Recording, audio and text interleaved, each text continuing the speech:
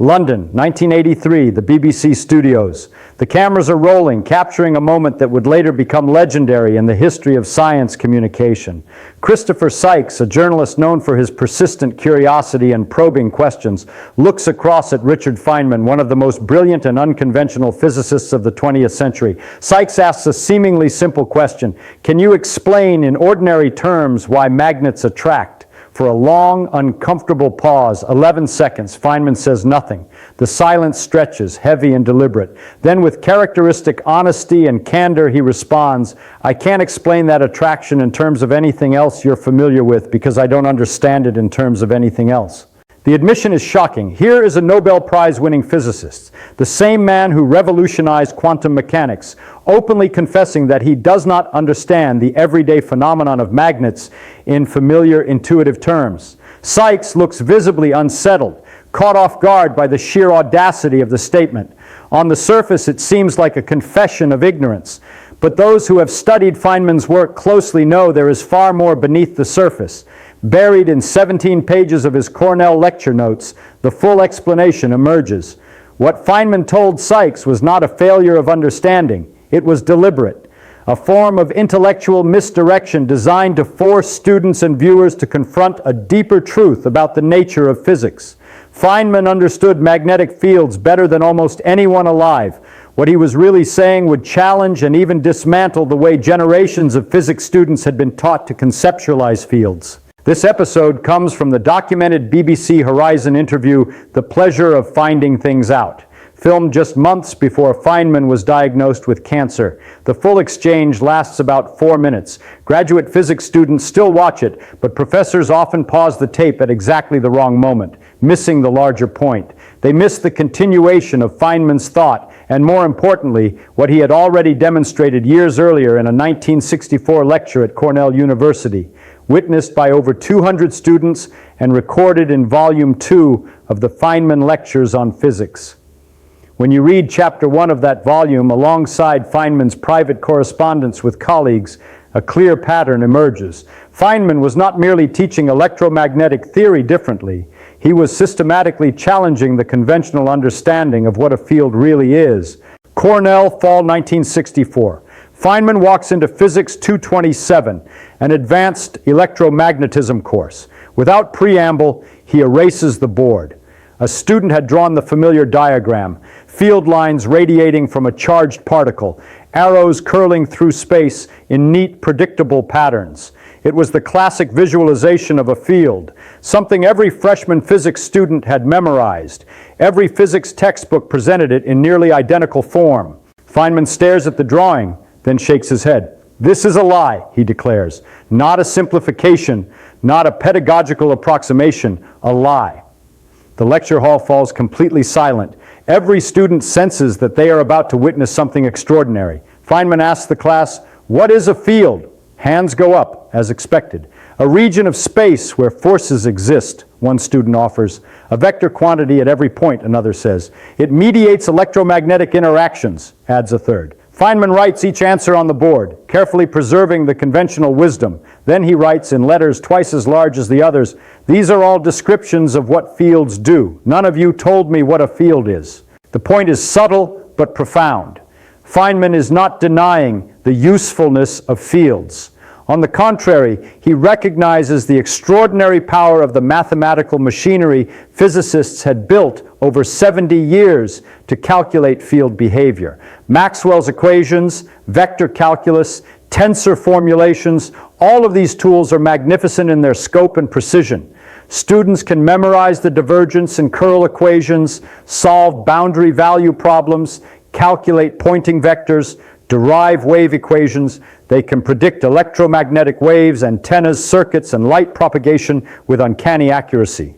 Yet, in all of this mathematical virtuosity, something critical has been lost. Somewhere along the way, physicists and students alike stop asking the foundational question, do fields actually exist as physical things occupying space, or are they merely convenient mathematical constructs? In focusing entirely on what fields do, on their behavior and consequences, physics had often neglected the question of what a field is. Feynman's Cornell lecture forces students to confront this.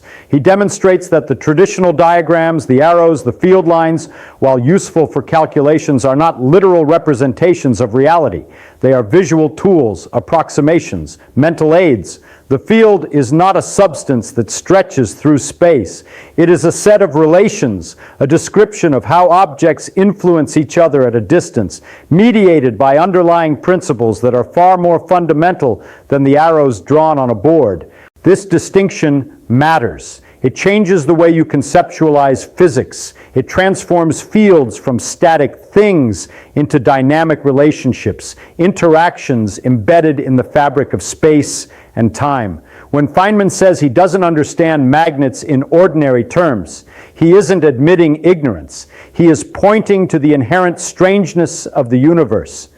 Magnets attract not because of rubber band-like strings or invisible gears connecting them, but because of quantum fields and the fundamental rules of nature, the underlying symmetries and interactions that define reality. In other words, what we see, the motion of iron toward a magnet, is an emergent phenomenon.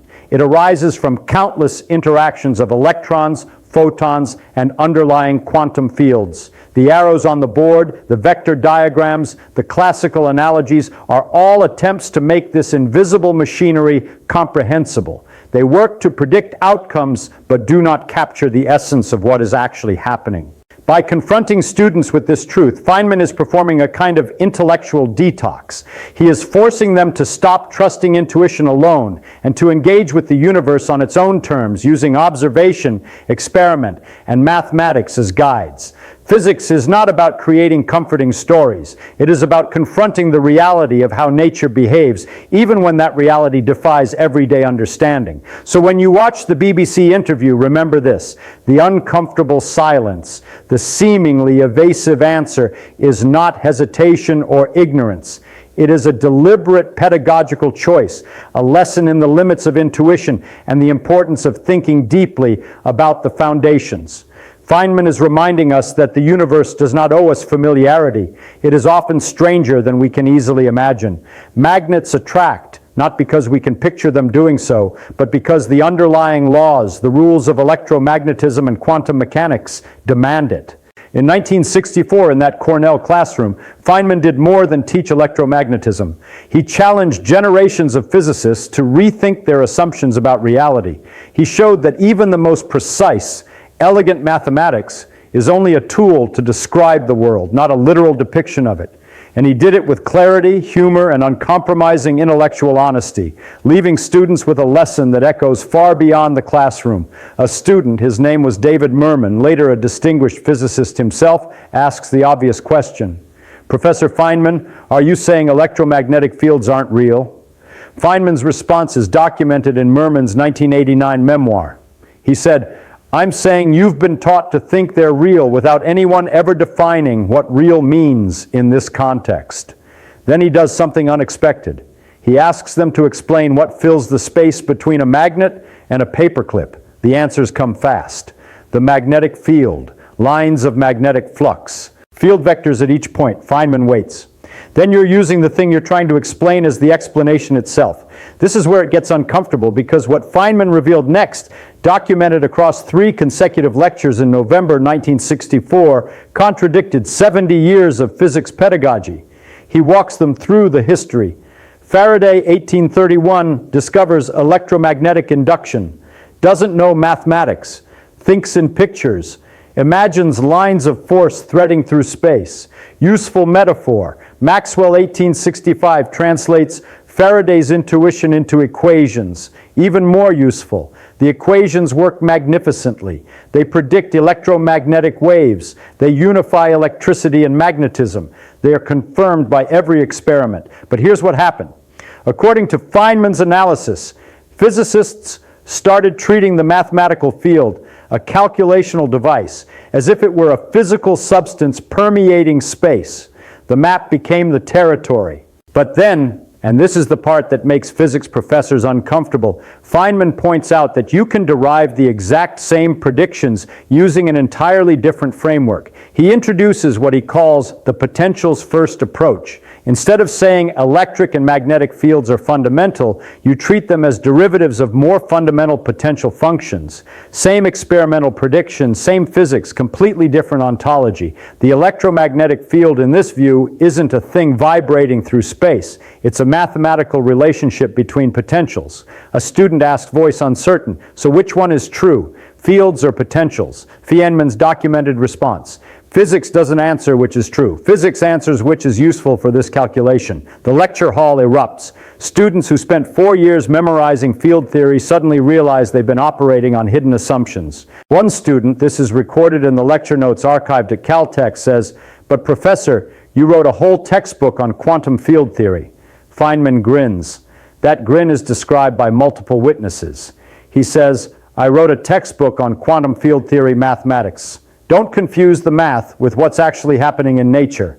To understand why this bothered Feynman so deeply, we need to go back to his MIT undergraduate days, 1936. He's reading Dira's Principles of Quantum Mechanics, the most abstract physics text in existence.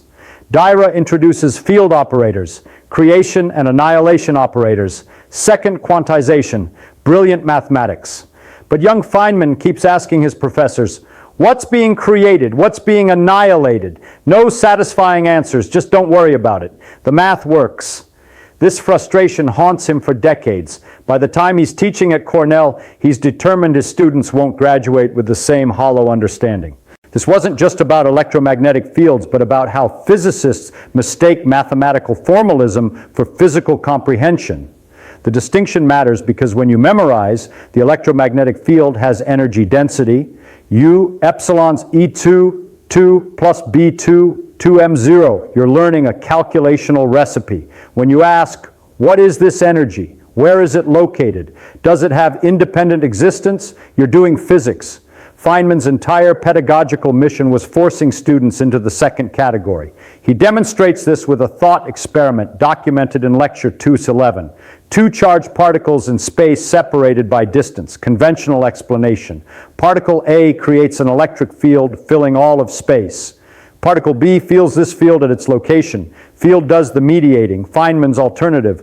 Particle A has a potential function that determines particle B's behavior according to action at a distance. No field needed. Same predictions. He writes both mathematical frameworks on the board side by side, asks the class which is really happening. The silence lasts 30 seconds because they're realizing there might not be an answer. But then just when students think they're getting comfortable with maybe we can't know, Feynman introduces retardation. This is where it gets genuinely strange. When particle A moves, particle B doesn't respond instantly. There's a time delay, light speed delay. Something has to carry the interaction across the gap. Now suddenly the field framework looks more physical again. Information propagates through space at finite speed. That propagating information, that ripple of influence, isn't that what we mean by a field? Feynman's response is documented in his correspondence with John Wheeler from 1965, or it means space-time geometry itself carries the interaction.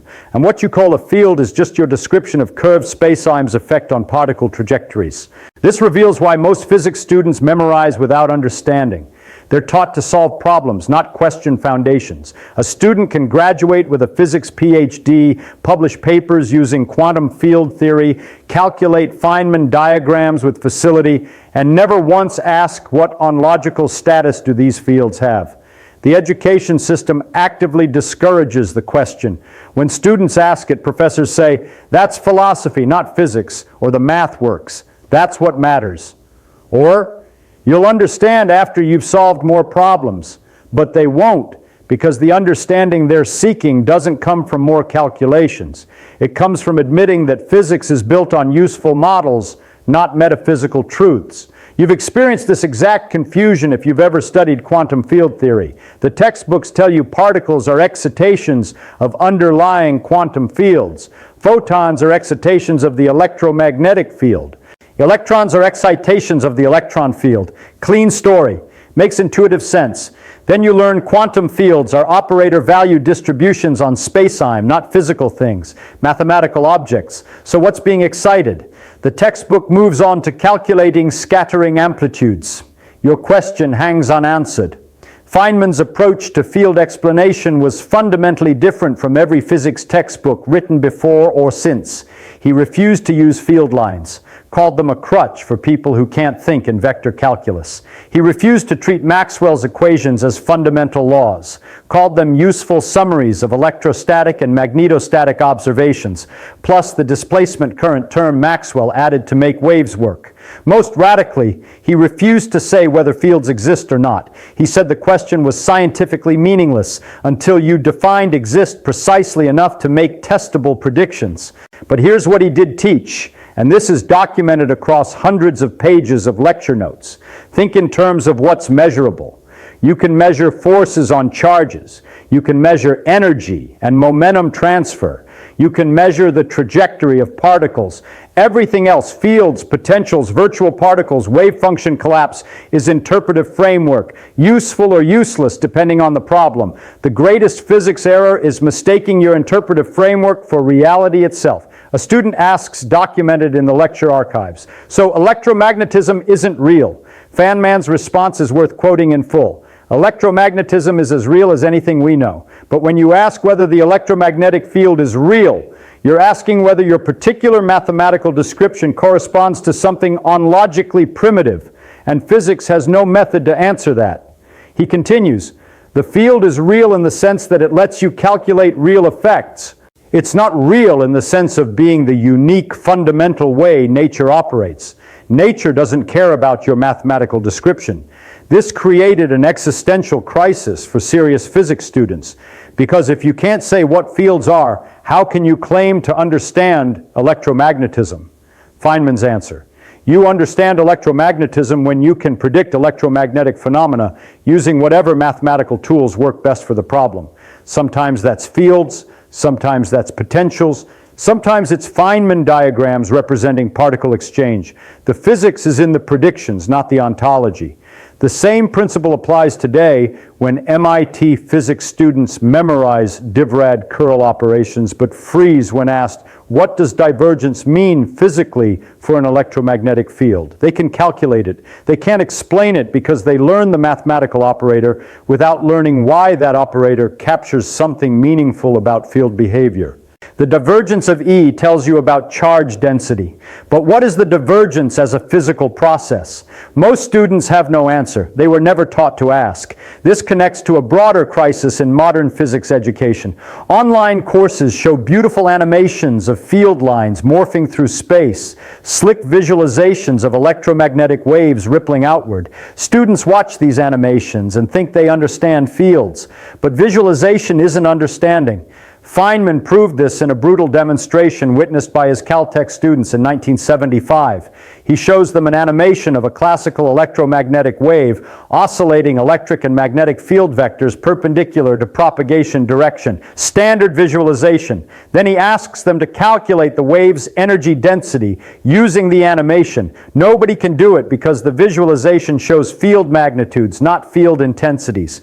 Shows perpendicularity, not the phase relationships needed for energy calculations. The animation is aesthetically pleasing, but physically incomplete. You've felt this if you've ever watched a PBS Space-Time episode on quantum field theory and walked away feeling like you learned something, only to realize hours later you couldn't actually explain any of it. The video gave you the illusion of understanding through compelling visuals and confident narration. But genuine understanding requires confronting what you don't know. Feynman was merciless about this. A student once told him, I think I understand quantum field theory now.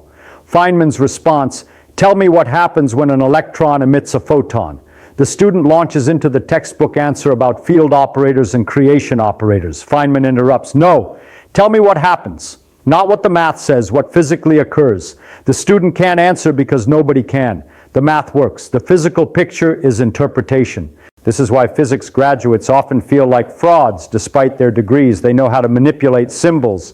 They've solved problem sets, passed exams, maybe published papers. But when pressed on what quantum fields are, or whether virtual particles are real, or what the electromagnetic field is made of, they realize their understanding is hollow. They've been calculating without comprehending. And that hollowness, that gap between facility and understanding, creates profound imposter syndrome. Feynman's field pedagogy was designed specifically to prevent this. Not by giving students answers about what fields are, but by teaching them to recognize when they're very confusing mathematical models with physical reality. To be comfortable saying, I don't know what's unlogically primitive here, but I can make predictions. To distinguish between operational knowledge, knowing how to use field theory, and metaphysical knowledge, knowing what fields fundamentally are. The first is achievable, the second might not be. He demonstrated this distinction in his final lecture on the fields at Cornell, December 1964. He puts two frameworks on the board: Maxwell's field theory on the left, Wheeler-Feynman absorber theory on the right. Both reproduce all electromagnetic phenomena. Both are mathematically consistent, but they have completely different ontologies. Maxwell fields are fundamental. Particles respond to local field values. Wheeler-Feynman direct particle interactions with advanced and influences. No fields needed. He lets the class sit with this for a minute, then both frameworks work. Both make identical predictions for every experiment you can design. So which one is true? The class expects a trick answer, but Feynman's response documented in student notes archived at Cornell. The question assumes nature picks one mathematical description as its operating system. That assumption is probably wrong. What he was revealing, though he never stated it this bluntly, was that physics isn't discovery of what nature is. Physics is construction of models that predict what nature does. The distinction seems semantic until you realize it changes everything.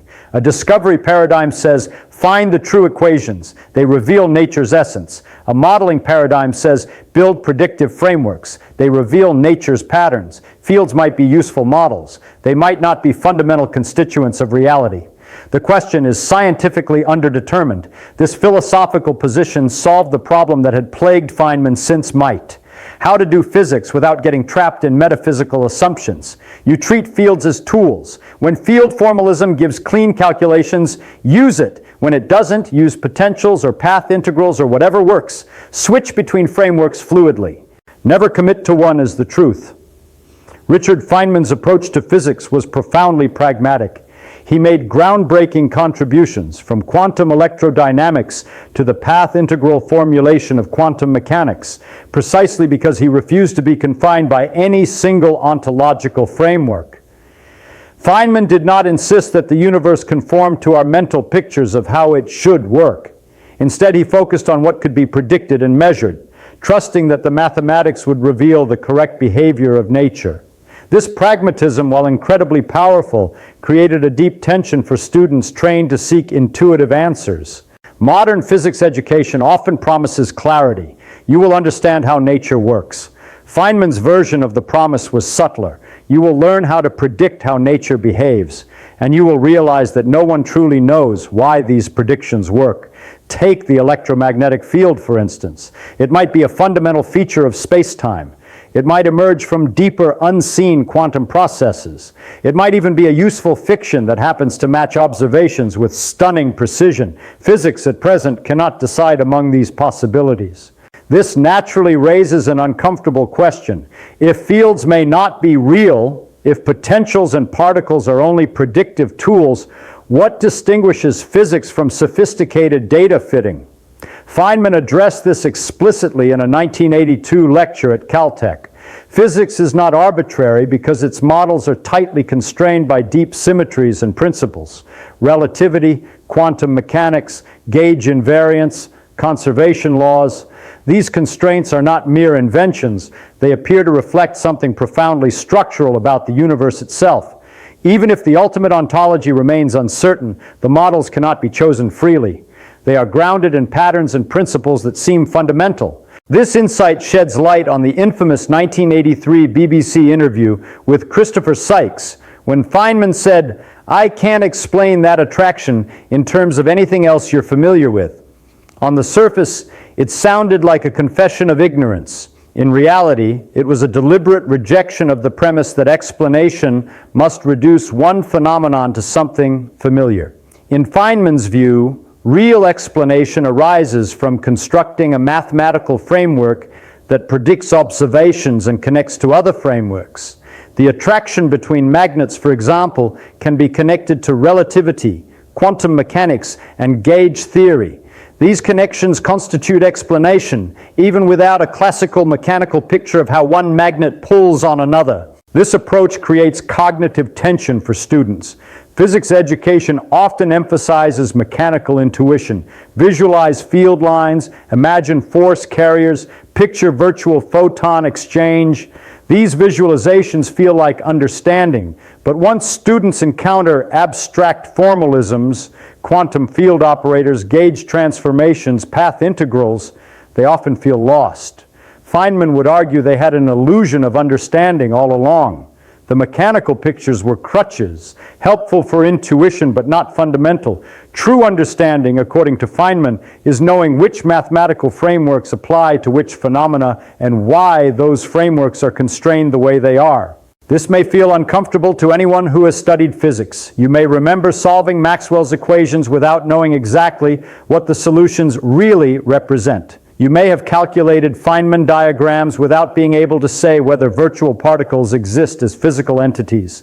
The educational system rewards calculation and problem solving, not ontological clarity. It trains students to predict outcomes reliably without necessarily understanding the underlying reality in a philosophical sense. Feynman tried to address this gap directly in his teaching at Cornell and later at Caltech.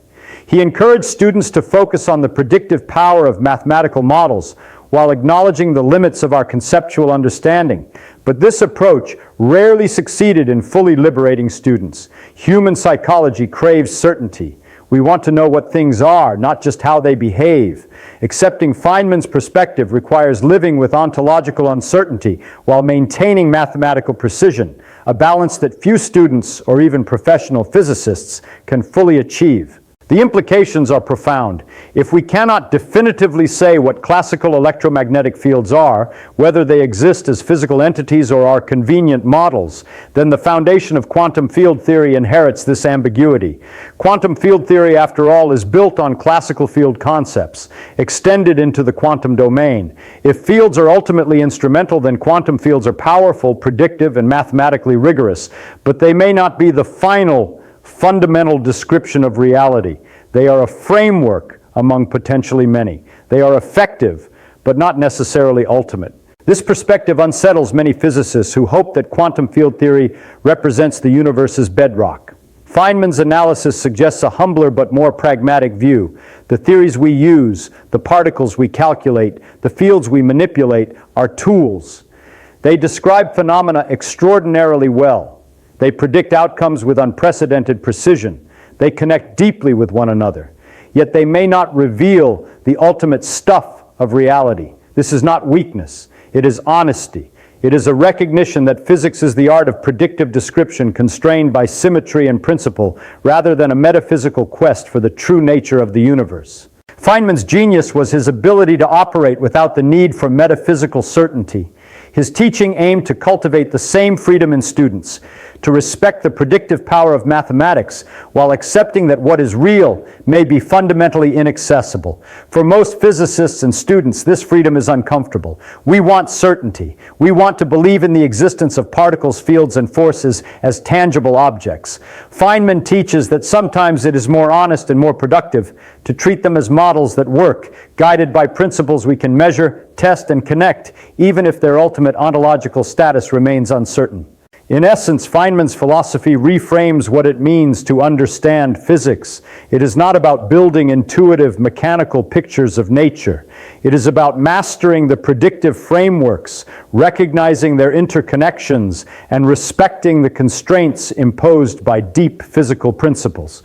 Fields, particles, waves, forces, they may all be provisional, all effective models. What matters is that they allow us to navigate the universe reliably and consistently. Feynman's vision is radical in its humility. We can achieve extraordinary predictive power, make astonishing discoveries, and develop theories that shape technology and our understanding of reality, all without claiming to know the absolute nature of what lies beneath.